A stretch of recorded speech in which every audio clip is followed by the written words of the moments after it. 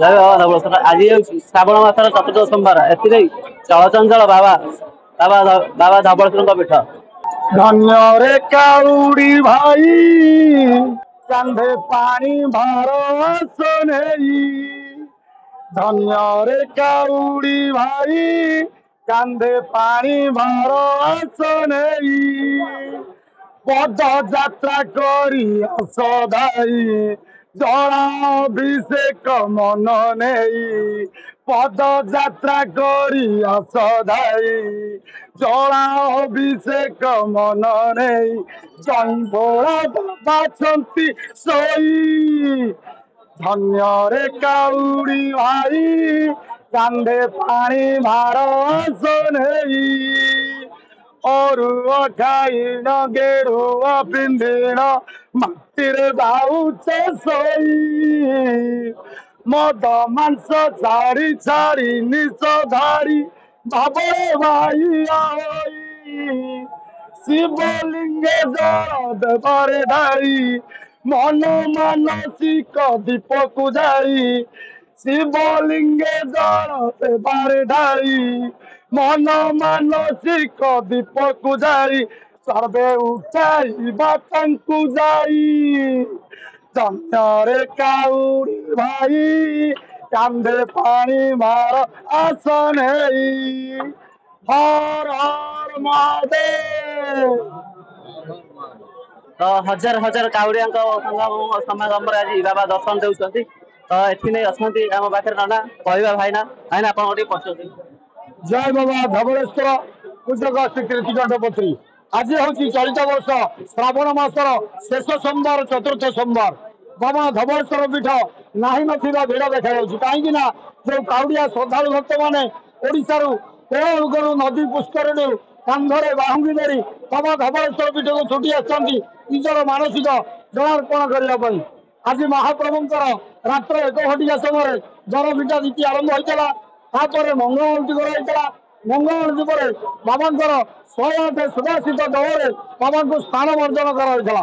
ତାପରେ ବାବାଙ୍କର ସ୍ୱଳ୍ପ ବେଶ ପରେ ଯେ ଶ୍ରଦ୍ଧାଳୁ ଭକ୍ତମାନେ ବାବା ଧବଳେଶ୍ୱର ଶ୍ରାବଣୀ ଲିଙ୍ଗ ବାଳଲିଙ୍ଗ ଉପରେ ଜଳାର୍ପଣ କରିସାରିଲା ପରେ ମହାପ୍ରଭୁ ଧବଳେଶ୍ୱରଙ୍କୁ ଦର୍ଶନ କରିଥିଲେ।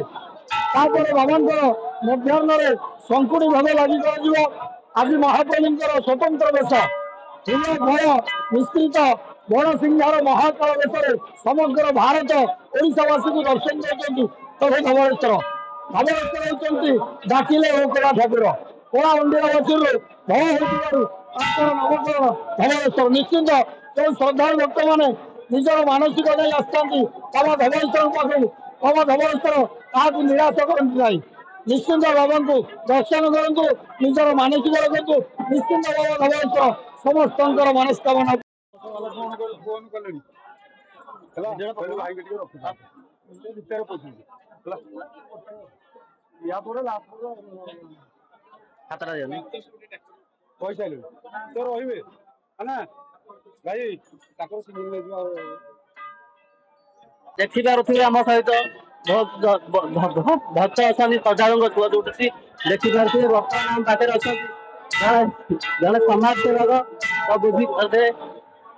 ଆସନ୍ତୁ ଦେଖନ୍ତୁ କହିବେ ଭାଇନା କଣ କହିବେ ଭାଇ ଠାକୁରଙ୍କ ଧବଳେଶ୍ୱର ପାଖରେ କଣ କହିବେ? ଓମ୍ ନମଃ ଶିବାୟ। ଆମେ ଜଟପରୀ ସେବା ସଂଘରୁ ଆଠଗଡ଼ରୁ ଆସିଛୁ। ଆମେ ଏଇ ଶ୍ରାବଣ ମାସର 4ଟି ସୋମବାର ଯାକ ଆମେ ସେବା କରୁଛୁ। ଆସୁଥିବା ଭକ୍ତମାନଙ୍କୁ ଲୋକ ନିୟନ୍ତ୍ରଣ ଯେଉଁ ଆସୁଥିବା ଭକ୍ତମାନଙ୍କ ନିୟନ୍ତ୍ରଣ କରାଯାଉଛି ଏବଂ ଏ ଯେଉଁ ପରିସର ଭିତରେ ଅଳିଆ ଆବର୍ଜନା ହେଉଛି ତାକୁ ସଫାଇ କରାଯାଉଛି ଏବଂ ଅସୁସ୍ଥ ହୋଇପଡ଼ୁଥିବା ଲୋକମାନଙ୍କୁ ଏ ଆସୁଥିବା ଚିକିତ୍ସାଳୟରେ ତାଙ୍କୁ ଦେଖାଯାଉଛି ଏବଂ ଯେକୌଣସି ସୁବିଧା ଅସୁବିଧା ଅଛି ଆମ ଜଟପରୀ ସେବା ସଂଘର ସମସ୍ତ ସଦସ୍ୟ ଏହାକୁ ସେବା କରୁଛନ୍ତି ଏବଂ ବିଭିନ୍ନ ସେବା ଅନୁଷ୍ଠାନ ମଧ୍ୟ ଆସି ସେବା କରୁଛନ୍ତି। ଦେଖିପାରୁଥିବେ ବର୍ତ୍ତମାନ ଆମେ ଅଛୁ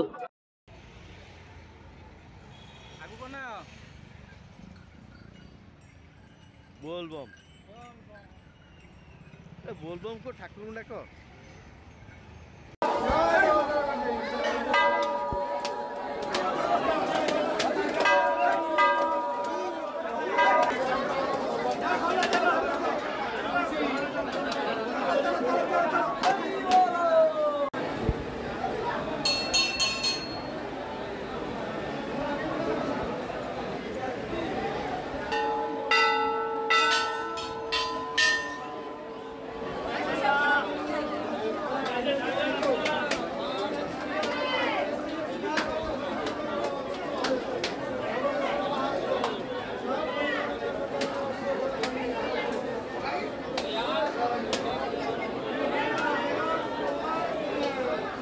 ଜୟ ଜଗନ୍ନାଥ ଧବଳେଶ୍ୱର 8 ଗଡ଼ ଅଛି 8 ଗଡ଼ ସେଟିଂ କରିବୁ ଉତ୍କଳ ନ୍ୟୁଜ୍।